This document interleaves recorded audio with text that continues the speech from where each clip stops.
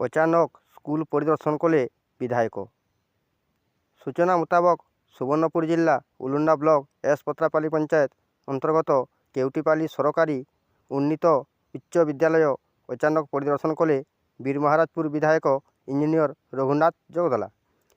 विद्यालय परिसर में श्रेणी कोठरी, रोषेई घर, पीवा पानी आदि बुली देखा सह शिक्षक शिक्षयित्री मानक सह सुविधा असुविधा विषय रे आलोचना करी किपरि पाठ पढ़ुछंती छात्र छात्री मानकु से विषय रे पचारि बुझिथिले।